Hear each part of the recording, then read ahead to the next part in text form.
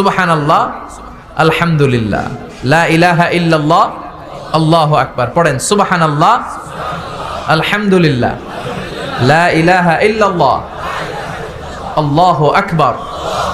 এই চারটা জিকির হচ্ছে শ্রেষ্ঠ জিকির। শ্রেষ্ঠ তো শ্রেষ্ঠই তো পাইছেন, আর এদিক ওদিক তাকান কেন? পড়েন ইচ্ছা মতো। এই চারটা জিকির একসাথে মিলিয়েও পড়া যায়, আলাদা করেও পড়া যায়। আবার বিষ্ণুই বললেন, মিজানের পাল্লা ভারী করতে চাও, ফাআম্মা মান সাকুলাত মাওয়াজিনুহু ফাহুয়া ফি আইশাতির রাদিয়া।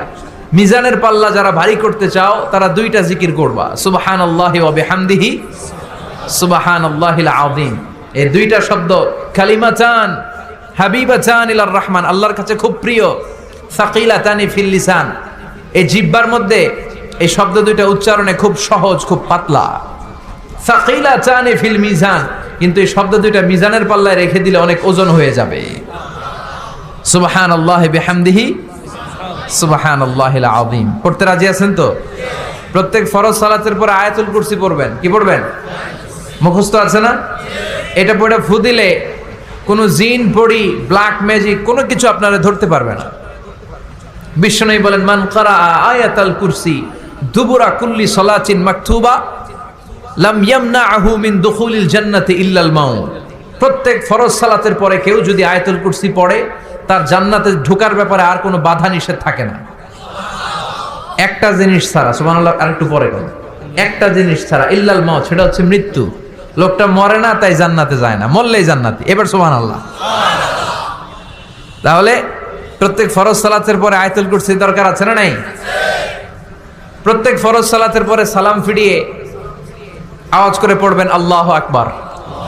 3 বার পড়বেন আস্তাগফিরুল্লাহ, আস্তাগফিরুল্লাহ, আস্তাগফিরুল্লাহ। সুবহানাল্লাহ 33 বার, আলহামদুলিল্লাহ 33 বার, আল্লাহু আকবার 34 বার। অথবা শেষে 3টা 33 বার পড়ে মিলাবেন লা ইলাহা ইল্লাল্লাহু ওয়াহদাহু লা শারীকা লাহুল মুলকু ওয়া লাহুল হামদু ওয়া হুয়া আলা কুল্লি শাইইন কাদির। আরেক বর্ণনা একটু বাড়ানো হয়েছে, ইউহয়ি ওয়া ইউমীত ওয়া হুয়া আলা কুল্লি শাইইন। এগুলো পড়ে না, কোত্থেকে কি হাবিজাবি পড়ে ঈমান নষ্ট করে। এজন্য মুমিন হবে, মুমিন they work smart, they don't work hard. মুমিন স্মার্টলি কাজ করে, মুমিন কষ্ট করে কাজ করে না। সুবহানাল্লাহ কবেন না? মুমিন সুযোগ খোঁজে, মুমিন কাজ করে smartly. They don't work hard, they work smart. They work smart, তারা স্মার্টলি কাজ করে। কাবা ঘরের 4টা কর্নার আছে। একটা কর্নারের নাম হচ্ছে রুকনুল হাজারিল আসওয়াদ, এটার নাম হচ্ছে ব্ল্যাক স্টোন কর্নার, যেখানে হাজরা আসওয়াদের পাথর আছে।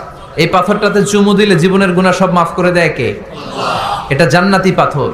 কিয়ামতের দিন এই পাথরকে আল্লাহ একটা জিহ্বা দিবে, ঠোঁট দিবে, 2টা চোখ দিবে। আর কিয়ামতের দিন আল্লাহর সামনে দাঁড়িয়ে এসে সাক্ষ্য দিবে যে আল্লাহ তোমার এই বান্দা আমারে চুমু দিয়েছিল, এ দিয়েছিল, এ দিয়েছিল, এদের সবাইকে মাফ করে দাও।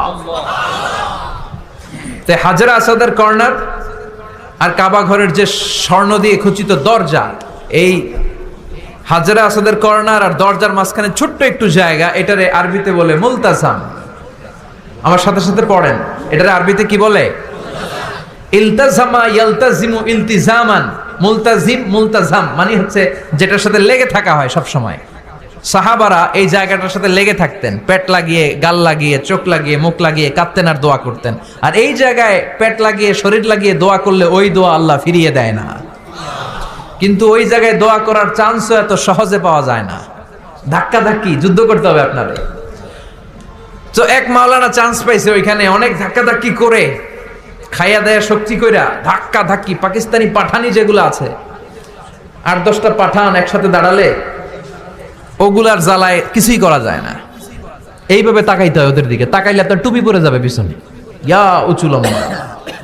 তো এই মাওলানা অনেক ধাক্কা ধাক্কি করে কোন রকম ওই মুলতাজামে হাত লাগাইতে পারছে। এখন আবার তো আরেক ধাক্কায় কই যে চলে যাবে কোনো হিসাব নাই। তো সেইখানে দাঁড়াই আল্লাহর কাছে দোয়া করছে, যেহেতু এই জায়গায় দোয়া করলেই আল্লাহ কবুল করে, এখন কয়টা চাবে আল্লাহর কাছে, সময় তো নাই। সে ওখানে হাত লাগিয়ে দোয়া করতেছে, আল্লাহ একটাই দোয়া, জীবনে যত দোয়া করছিলাম আর করবো সব দোয়া তুমি কবুল করে নিও।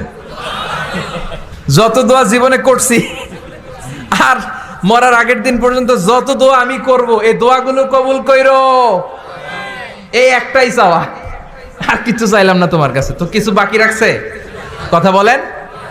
The believer, they work smart, they don't work hard. বিশ্বাসীরা স্মার্টলি কাজ করে, ওরা শক্তি খাটিয়ে ঘাম ঝরিয়ে কাজ করে না, ওরা সুযোগ খোঁজে, ওরা ঝোপ বোঝে কোপ মারে, ঠিক কি না?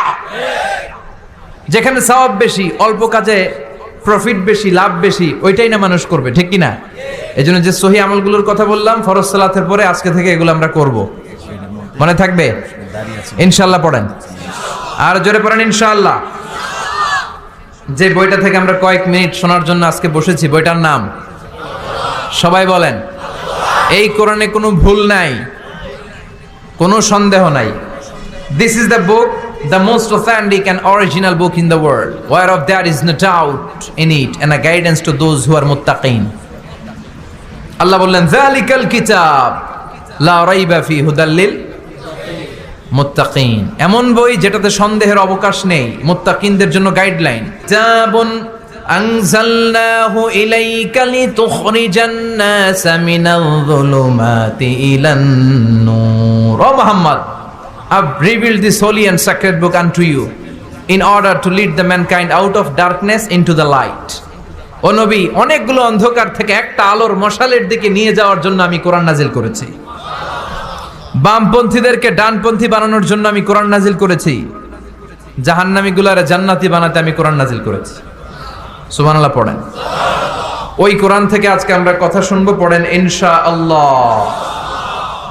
আমি আপনাদের খেদমতে আল কোরআন আল কারীমের 30তম পারার 112তম সূরা, খুব ছোট্ট একটি সূরা, সাইজে ছোট্ট হলেও ফজিলতের শেষ নাই, এই সূরার বরকতের শেষ নাই, এই সূরার ইম্পর্টেন্স, সিগনিফিকেন্স, স্ট্যাটাস, এগুলো শেষ নাই।